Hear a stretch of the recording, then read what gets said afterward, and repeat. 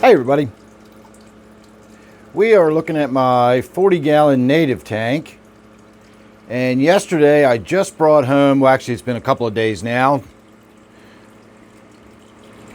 2 days I guess. I brought home this big piece of wood and I put it in the tank without treating it in any way. I didn't even rinse it off out in the backyard with the hose or anything. I literally found it out along the side of the reservoir. I brought it home, finagled it into the tank to make sure it got in there, because it really was a tight fit getting all of this piece of woodwork into the tank. But that was it. I brought it home and I stuck it in the tank.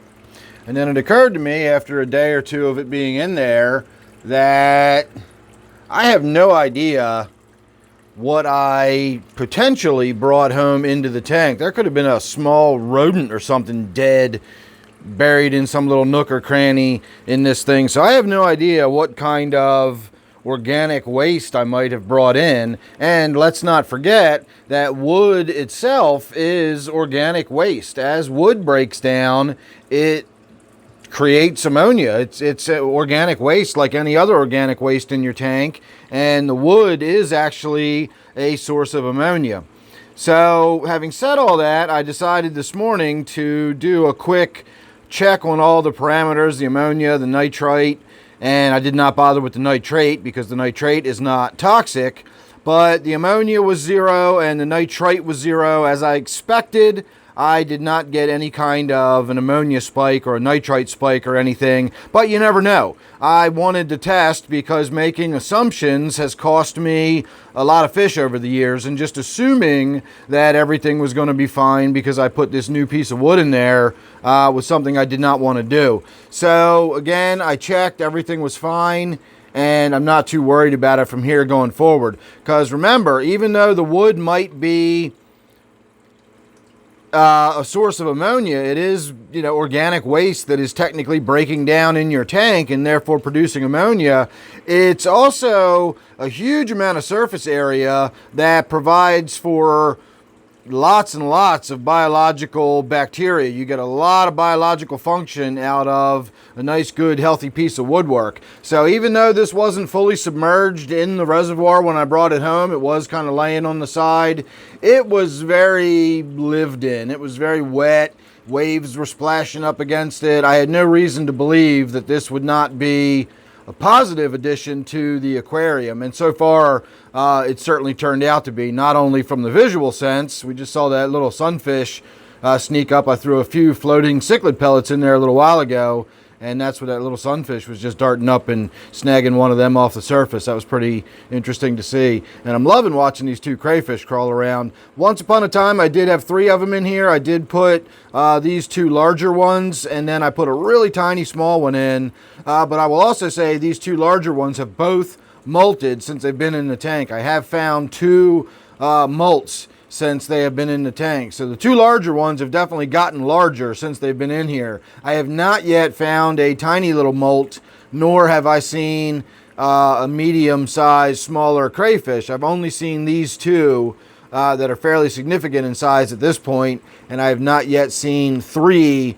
together. So at this point, I'm starting to think I've only got those 2 crayfish remaining, but that's okay. I kind of only expect in the long run we're only going to have 1 ultimately anyway, because they are kind of territorial. 40-gallon tank might be big enough to house 2 full-grown virile crayfish, but probably not.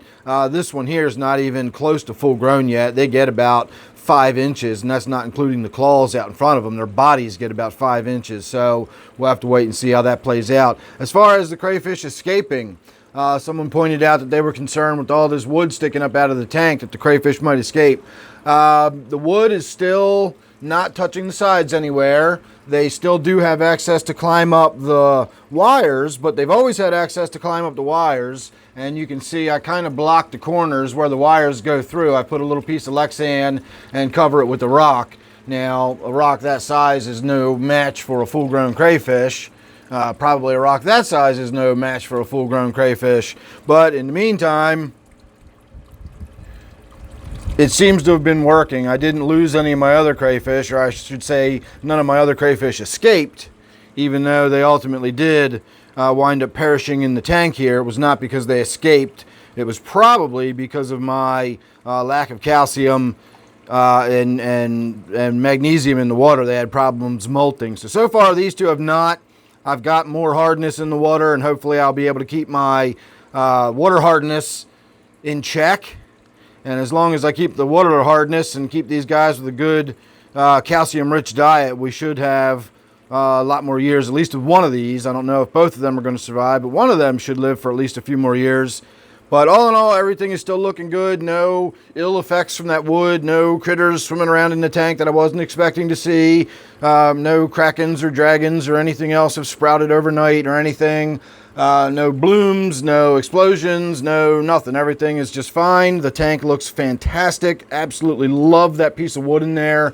The only thing I have left to really do is decide the depth of the water, and I need to figure out a way. I want this water to flow more down the front of it, but I don't want to see the hose. So I might have to put a smaller reducer on the end so the water sort of squirts out a little more forcefully.